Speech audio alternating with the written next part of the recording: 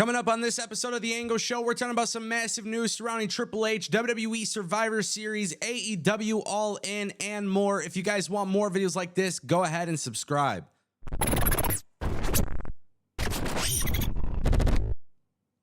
All right, y'all, we're going to kick things off with some AEW news before we go to WWE. Dave Meltzer talking about some rumored plans for AEW All In, and quite honestly, I am shaking my head, okay?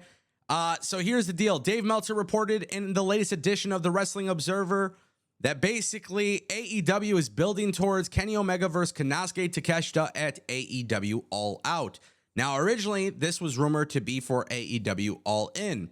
Now, with that being said, Meltzer did write a rumored match at All In was Kenny Omega and Adam Page and Kota Ibushi versus Jay White, Juice Robinson, and Takeshita. The reason why I'm shaking my head is because I had a lot of people try to tell me that Jimmy Uso turning on Jay Uso did not make any sense. Now, the thing is, if you have been watching the storyline unfold for months and months and months and months and months, you knew that it made sense. Now, let me be very clear. I'm a very big fan of Kenny Omega, Hangman, Kota Ibushi, Jay White, Juice Robinson, and Takeshita. We all know this. We all watch my content. We see my tweets. We see what I say in Discord.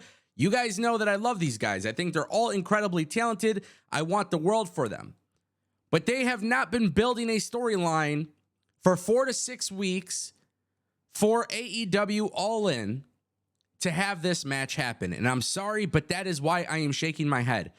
I have praised how good AEW storytelling is, but when they're not doing storytelling, and this is the biggest match on the card, okay? This is the biggest match. I view Kenny Omega, Adam Page, Takeshita, Jay White. I look at these guys as all top stars. Now, look, don't get me wrong. MJF and Adam Cole, that's a great storyline, and it should main event AEW All In. But we are talking about some very, very, very big, high-profile names, and to be thrown together into a tag team match for AEW All In is disturbing. And I'm sorry to say this, but whoever's idea was to have AEW All Out, which at this stage will probably have 8,000 to 9,000 people in attendance, Wembley Stadium probably around 80,000. This is the biggest show for AEW. This is a statement maker. And I know that this match could be a really good match, but the reality is you got to go into this pay-per-view as if it was WrestleMania. You have to build stories. You have to build top-level stories just like you did with Adam Cole and MJF.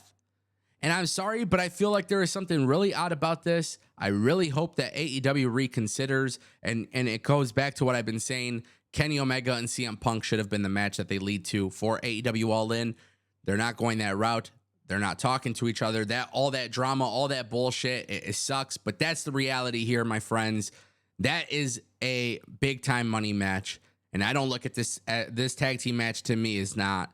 These guys should have all been having singles stories going into AEW All In, and they should have been doing it for at least 4 to 6 weeks. That's my opinion. Don't hate me because I'm being truthful. I am being very honest here. All these guys are great, but I don't think this makes any sense, and I really don't want to see AEW do that.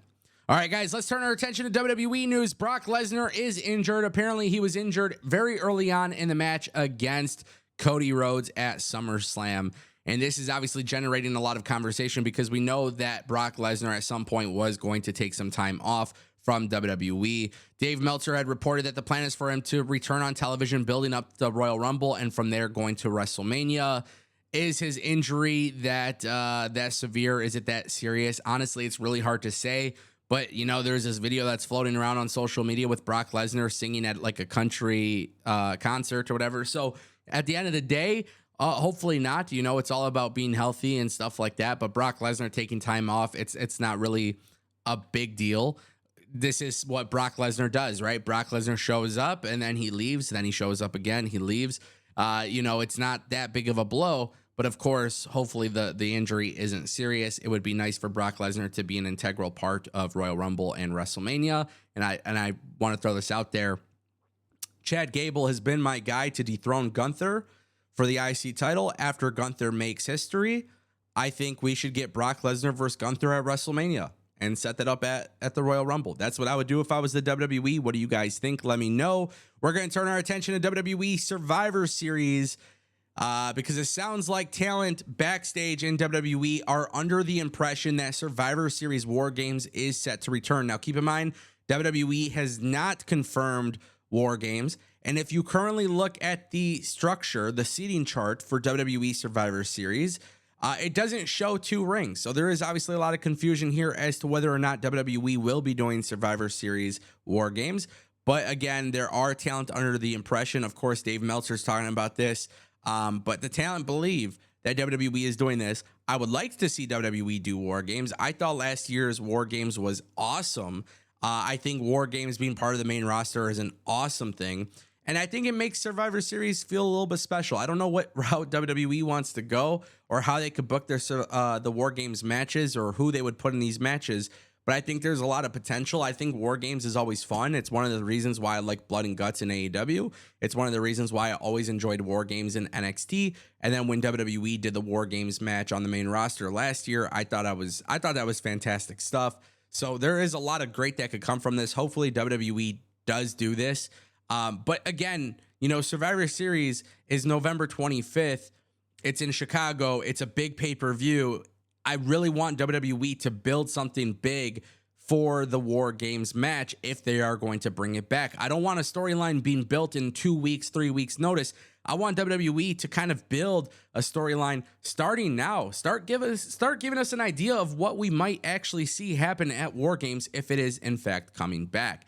And that actually leads us to our final topic of today's video. And the reason why this one is so big is because Triple H has been revealed to be removed from the WWE Board of Directors, and he's losing his board seat. Now, we know Endeavor, WWE, and UFC are coming together. It's merging. It's happening. It's expected to finish by next month. But we know that Triple H is not going to be a member. This came from Fightful Select. Basically, there's 11 people so far. There's going to be one more person added, and it's a mix of WWE and Endeavor people. Vince McMahon, Ari Emanuel, Egon Durban, Nick Khan, Stephen Koonin, Jonathan Kraft, Sonia Medina, Mark Shapiro, Nancy Tellum, Kerry Wheeler. Those are the names so far on the board. Triple H is not on there. Now, I tweeted it out. I think it's somewhat of a red flag that Triple H is not going to be a board member.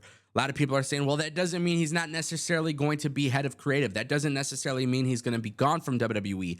But the reality is Stephanie McMahon was, you know, stepping down, and then she came back, and then she's gone. There's a lot of reasons why we can believe that maybe Vince McMahon wants to move forward with WWE without Triple H. This business has gone away from the McMahon family, and Triple H is part of that family. His kids don't run the company. His kids aren't going to be part of the company. I think Vince McMahon selling the WWE to Endeavor could be a good thing, but if Vince McMahon doesn't keep what made WWE so special, especially in the last 10 months, then I don't know how much hope I have for WWE. I'm really hoping Triple H, despite being removed from the board, sticks around with WWE. Keep in mind, Dana White is very high up in UFC, but he's also not on the board, so there is a little bit of relief when you see that. But it is kind of shocking to me that they decided not to put Triple H on the board, and I think that's a very, very, very interesting thing. And that could always change. That could always be an eventual change, but that's the reality. Triple H has been removed. I'm nervous. I ain't going to lie. We'll see what happens, because I feel like shit's going to change real fast once the merger is actually completed. And that is going to be a very crazy news week.